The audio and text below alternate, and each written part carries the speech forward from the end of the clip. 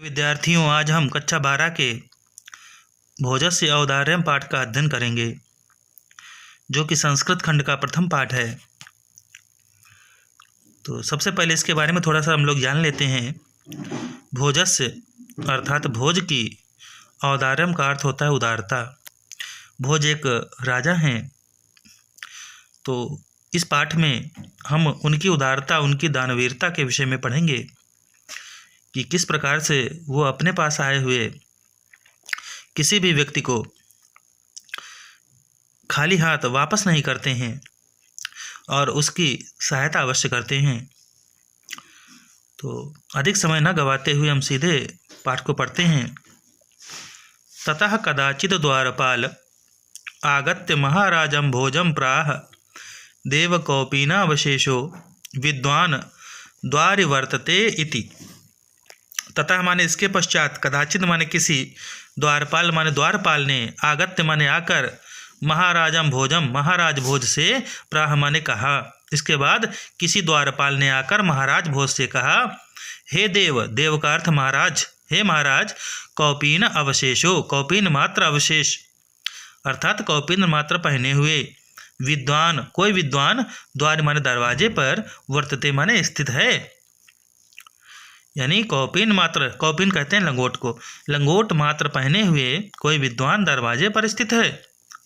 राजा प्रवेश इति प्राह, प्राह माने होता है कहा, राजा ने कहा प्रवेश कराओ।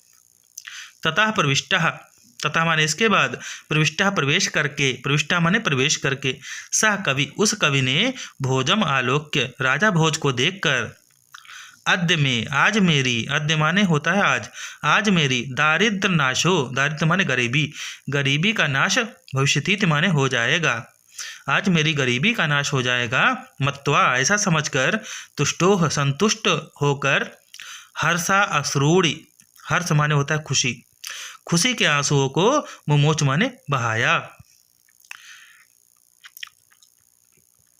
यानी उस कवि ने प्रवेश करके राजा भोज को देखकर, आज मेरी गरीबी का नाश हो जाएगा ऐसा मानकर, संतुष्ट होकर खुशी के आंसुओं को बहाने लगा।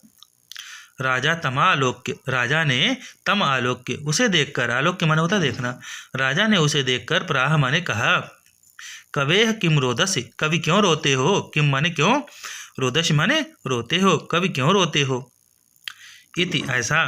ततः कवि रहा, ततः माने इसके बाद, ततः कवि, कवि ने, आह माने कहा, तब उस कवि ने कहा, हे राजन, आकर्ण मदग्रह स्थितम, आकर्ण माने सुनिए, मदग्रह स्थितम, मद माने मेरी, ग्रह माने घर की, स्थितम माने स्थित को, मेरे घर की स्थिति को सुनिए। तो वह अपने घर की स्थिति के बारे में बताता है। जो कवि था, जो अत्यंत गरीब था, जो लंगोट मात्र पहने हुए था, तो वह राजा से श्लोक के माध्यम से अपने घर की स्थिति का वर्णन करता है। तो वह इस प्रकार से कहता है, अये लाजान उच्चय पथि वचनम आकर्ण ग्रहणी, शिशौह कर्णो यत्नात् सुभितवती दीन वदना, मयि चीड़ोपाय यद कृतं दृशा अश्रु बहुले, तदंतः शल्यम में तुमसि पुनरुद्ध ऊर्जितः। अर्थात वो कहता है, अये माने अरे, लाजा माने खिल ले लो, उच्चय माने ऊंची, पथि माने रास्ते में, वचनम आकर्ण वचन को सुनकर, ग्रहणी पत्नी ने, शिशौह बच्चों के, कर्णोह कानों को, यत्नात् माने प्रयत्न पूर्वक, सुपिहितवती अच्छी प्रकार से बंद कर दिया, दीन वदना मलिन मुख वाली, मई माने मुझ, छीड़ उपाय बिना उपाय वाले अर्थात गरीब पर, यद कृतम माने जो, दृशा दृष्टि, अश्रु बहुले आंसुओं से भरी हुई, तद अंतः, तद अंतः, तद माने वह, अंतः माने हृदय में, शल्यम माने कांटे के समान, मैं माने मेरे, तुम असि तुम ही हो, पुनरुद्धम फिर से, रुद्धम माने निकालने में, ऊर्जितः माने समर्थ। चलिए इसका अर्थ हम लोग देखते हैं। पथि रास्ते में, आए अरे, लाजान उच्चय खील ले लो, ऊंची आवाज को सुनकर, ग्रहणी पत्नी ने, और कैसी पत्नी, दीन वदना अर्थात मलिन मुख वाली पत्नी ने, शिशोह बच्चों के कर्णोह कानों को यत्नात् प्रयत्न पूर्वक सुपहितवती अच्छी प्रकार से बंद कर दिया। यानी कहने का अर्थ यह है कि रास्ते में ऊंची आवाज में खील ले लो, इस प्रकार की आवाज को सुनकर मेरी मलिन मुख वाली पत्नी ने बच्चों के कानों को प्रयत्न पूर्वक अच्छी प्रकार से बंद कर दिया। अब क्या किया? और मैं छीड़ उपाय, और मैं माने मुझ, छीड़ उपाय अर्थात बिना उपाय वाले, बिना उपाय वाले मतलब गरीब या निर्धन, और मुझ गरीब पर यदकृतम उस समय जो दर्शा अश्रु बहुले, दर्शा माने दृष्टि, अश्रु बहुले आंसुओं से भरी हुई दृष्टि डाली, तदंतः, तद माने वह, अंतः हृदय में शल्यम कांटे के समान चुभ गई। तुम असि आप ही हो, पुनः फिर से रुद्ध माने निकालने में, उचितः माने समर्थ, जिसे निकालने में आप ही समर्थ हैं। यानी वह जो गरीबी रूपी कांटा हमारे हृदय में जो चुभा हुआ है, उस गरीबी रूपी कांटे को हे महाराज आप ही निकालने में समर्थ हैं। अब देखिए, राजा ने उसकी स्थिति के बारे में जब सुना तो राजा क्या कहने लगे? राजा शिव शिव इति उदीरयन, राजा ने शिव शिव अर्थात कल्याण हो, कल्याण हो, इति ऐसा, उदीरयन माने कहते हुए, प्रति अक्षरम प्रत्येक अक्षर के लिए लक्षम दत्वा लाख रुपए दे दिए, और प्राह, प्राह माने होता है कहना, और कहा त्वरितम गच्छ गेहम, त्वरित माने होता है तुरंत, जल्दी, गच्छ गेहम, गच्छ माने जाओ, गेहम माने घर को, जल्दी घर जाओ, त्वद तुम्हारी गृहिणी अर्थात पत्नी, खिन्ना वर्तते दुखी है। क्या कहने लगे? रुपए दे करके उससे कहा कि तुरंत घर चले जाओ, तुम्हारी पत्नी दुखी है। अन्यदा, अन्य दिन भोज, राजा भोज श्री महेश्वरम नमितुम, श्री महेश्वर कहते हैं शिव भगवान को, शिव जी को, शिव जी को नमितुम नमन करने के लिए शिवालयम अभ्यगच्छत, शिवालय गए थे। यानी अन्य दिन राजा भोज शिव जी को नमन करने के लिए शिवालय गए थे। तदा कोपि ब्राह्मण, तदा माने तभी, कोपि माने कोई, ब्राह्मण तभी कोई ब्राह्मण, राजानम राजा से शिव सन्निधो शिव मंदिर में मिला, प्राह और कहा, तभी कोई ब्राह्मण राजा से शिव के मंदिर में कहने लगा, हे देव, हे महाराज। अब देखिए, जो ब्राह्मण थे वह अपनी बात को भी श्लोक के माध्यम से कहने लगे। क्या कहने लगे? अर्धम दानव वैरिणा गिरजया अप्य अर्धम शिवस्याहतम देवेत्थम जगति तले पुरहरा अभावे समुन्मीलति गंगा सागर अंबरम शशिकला नागाधिपः क्षमातरम सर्वज्ञत्वम अधीश्वरत्वम गमत त्वाम मातु विच्छाटनम। अर्धम माने आधा, दानव वैरिणा दानवों के जो वैरी हैं अर्थात विष्णु, गिरजया पार्वती, अर्धम आधा, शिवस्य माने शिव का, हतम माने हर लिया या छीन लिया, देव हे महाराज, इत्थम माने इस, जगती तले इस धरती के तल पर अर्थात इस धरती पर, पुरहरा अभावे हर का अभाव हो गया, पुर माने पूरी तरीके से, हर, हर माने शिव जी का, अभावे अभाव हो गया यानी कमी हो गई, शमुन मीलत माने समा गई, गंगा सागर माने समुद्र में, अंबरम अंबर माने आकाश, शशिकला चंद्रमा, नाग अधिपः अर्थात नागों के जो अधिप हैं राजा शेषनाग, क्षमा तलम, क्षमा तल अर्थात क्षमा माने होता है धरती, धरती के तल में अर्थात धरती के नीचे पाताल लोक में, सर्वज्ञत्वम सर्वज्ञता अर्थात सब कुछ जानने की जो शक्ति थी, और अधीश्वरत्वम अधीश्वरता अर्थात राज्य करने की शक्ति, त्वम गमत, तुम में चली गई। माँ तो भिक्षाटनम, माँ माने मुझे तो भिक्षाटनम, भिक्षाटन मिल गया। ठीक से इस श्लोक को पढ़ते हैं, देखते हैं। तो क्या कहने लगे, शिवस्य, शिव जी का अर्धम, आधा भाग, शिव जी का आधा भाग, दानव वैरिड़ा, दानवों के दुश्मन भगवान विष्णु ने, गिरजया अप्यर्धम, और आधा भाग गिरजा ने अर्थात पार्वती ने, हतम, हर लिया। आधा भाग शिव जी का दानवों के दुश्मन विष्णु ने और आधा भाग पार्वती ने हर लिया। हे महाराज, हे देव, हे महाराज, इत्थम, इस प्रकार, जगती तले, धरती के तल पर, पुरहरा अभावे, पूरी तरीके से शिव जी का अभाव हो गया, अर्थात कमी हो गई।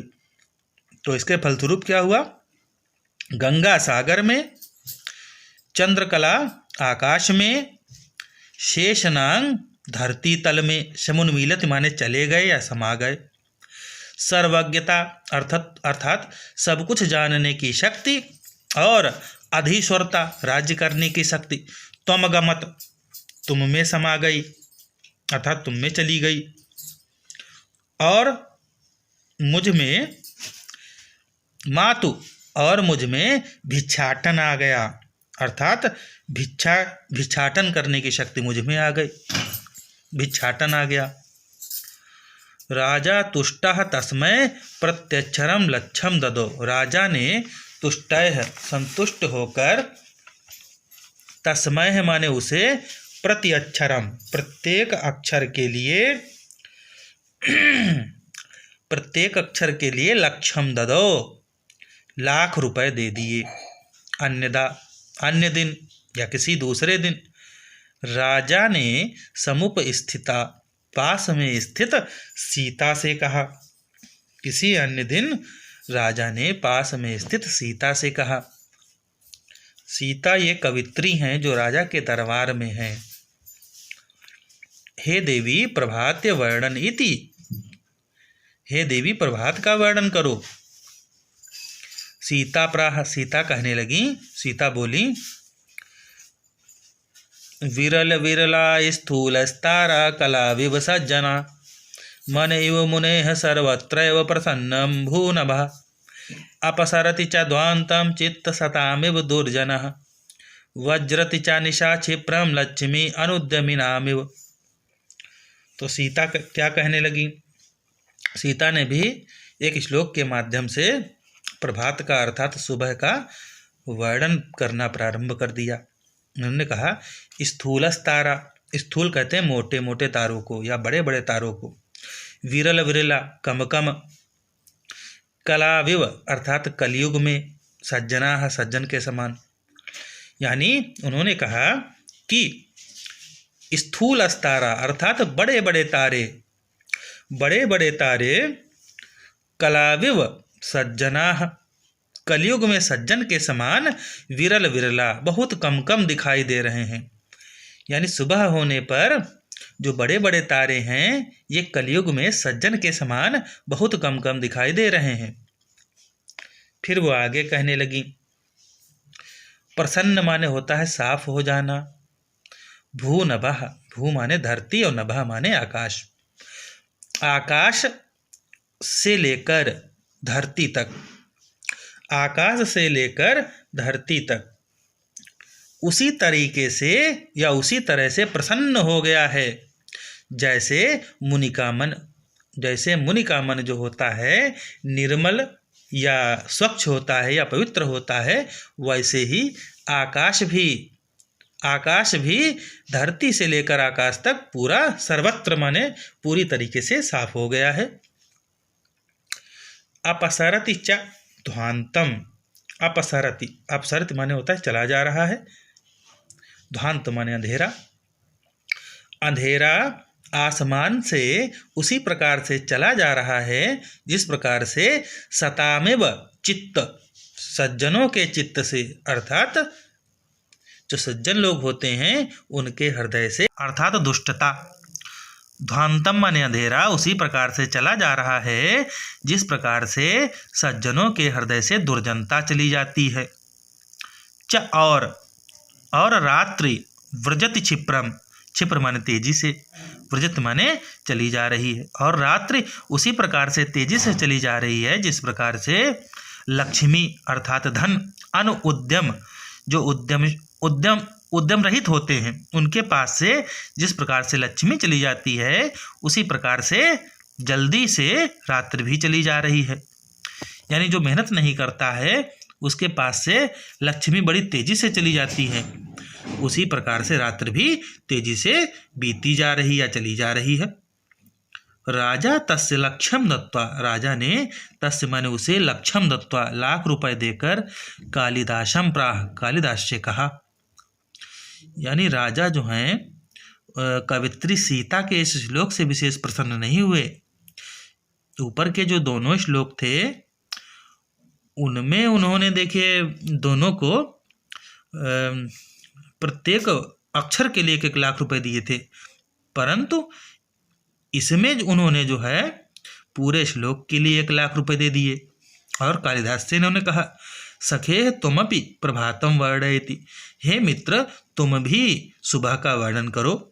ततः कालिदासः प्रह, तब कालिदास ने कहा अभूत प्राची पिंगा रसपतिरिव प्राप्य कनकम गतश्छायश्चंद्रो बुधजन इव ग्राम्य सदसि क्षणम क्षीणस्तारा नृपतया इवानुद्यम पराः न दीपा राजन्ते द्रविड़रहितानाम इव गुणाः। यानी इसमें देखिए क्या बताया है उन्होंने। अभूत माने हो गई है, प्राची माने पूर्व दिशा, पिंगा माने पीली, रसपति इव अर्थात पारे के समान, प्राप्त माने प्राप्त करके, कनकम माने सोने को। तो यहाँ से देखते हैं प्राची अर्थात पूर्व दिशा, कनकम प्राप्त सोने को प्राप्त करके, रसपति के समान अर्थात पारे के समान, पिंगाह पीली अभूत माने हो गई है। पूर्व दिशा सोने को प्राप्त करके पारे के समान पीली हो गई है। यानी पूर्व दिशा में जब सूर्य उदित हो जाता है तो सोने जैसी चमक, सोने जैसी किरणें जब उसकी फैल जाती हैं तो उसी सोने की बात यहाँ पर की गई है। यानी पूर्व दिशा सोने को प्राप्त करके पारे के समान पीली हो गई है। गतश्छायश चंद्रो, गत माने चली गई है, छाया अर्थात चमक, चंद्रोह माने चंद्रमा, ऐसा चंद्रमा जिसकी चमक चली गई हो।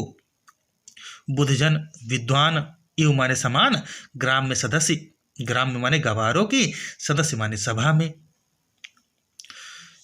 चंद्रमा, चंद्रमा उसी प्रकार से चमक से रहित हो गया है जिस प्रकार से गवारों की सभा में विद्वान हो जाते हैं। अर्थात गवारों की सभा में यदि कोई एक विद्वान अपनी बात को कहे तो सभी गवार मिल करके उसकी बात को ही गलत सिद्ध कर देते हैं, वहाँ पर उसका कोई अस्तित्व नहीं होता है एक विद्वान व्यक्ति का। उसी प्रकार से चंद्रमा की चमक भी सुबह के समय बिल्कुल कोई अस्तित्वहीन हो गई है, अर्थात उसका कोई अस्तित्व नहीं रहा, कोई महत्व नहीं रहा। जिस प्रकार से गवारों की सभा में विद्वानों का महत्व नहीं होता है। क्षणम क्षीणस तारा, क्षणम माने थोड़ी ही देर में, क्षीण माने समाप्त हो गए हैं, तारा माने तारा, नृपतया राजा के समान, कैसे राजा के समान, इव माने समान, अनुद्यम जो उद्यम नहीं करते ऐसे राजा के समान। यानी क्षण भर में ही तारे, थोड़ी ही देर में तारे क्षीण हो गए हैं, समाप्त हो गए हैं, उसी प्रकार समाप्त हो गए हैं जिस प्रकार उद्यम न करने वाले राजा समाप्त हो जाते हैं। जिस प्रकार से जो राजा उद्यम नहीं करते हैं, जो अपने राज्य की देखभाल नहीं करते हैं, वह राजा समाप्त हो जाते हैं। न दीपा राजन्ते, न माने नहीं, दीपा माने दीपक, राजन्ते माने सुशोभित होते हैं। द्रविड़ धन से रहित, इव समान के गुण, जिस प्रकार से जो धन से रहित लोगों के गुण सुशोभित नहीं होते हैं, उसी प्रकार से सुबह के समय दीपक भी सुशोभित नहीं हो रहे हैं। यानी जो धनहीन लोग होते हैं, जो निर्धन लोग होते हैं, उनके गुण जिस प्रकार से सुशोभित नहीं होते, उनके गुणों का महत्व नहीं माना जाता है, उसी प्रकार से सुबह के समय यदि दीपक जल भी रहा हो तो उसका कोई महत्व नहीं होता है। राजा अतितुष्टम, राजा जो हैं वो अतितुष्ट, बहुत संतुष्ट हुए। तस्मय, और तस्मय उन्हें, प्रत्यक्षरम, प्रत्येक अक्षर के लिए लक्ष्यम दत्वा, लाख रुपए दे दिए। इस प्रकार से हमने ये भोजस्य औदार्यम नामक ये पाठ पढ़ा। ये भोज प्रबंध से लिया गया था, जिसके जो लेखक थे संस्कृत के विद्वान बल्लाल सेन हैं, कवि बल्लाल हैं इसके लेखक। तो मुझे उम्मीद है, मुझे आशा है कि आप लोगों को यह जो पाठ है वो आपको अच्छा लगा होगा, आपको समझ में आया होगा। यदि कहीं पर आपको कोई प्रॉब्लम आती है तो आप कमेंट बॉक्स में लिखें और यथासंभव आपकी समस्या का निराकरण किया जाएगा। हम दूसरे वीडियो के साथ उपस्थित होंगे पार्ट 2 लेकर के। धन्यवाद।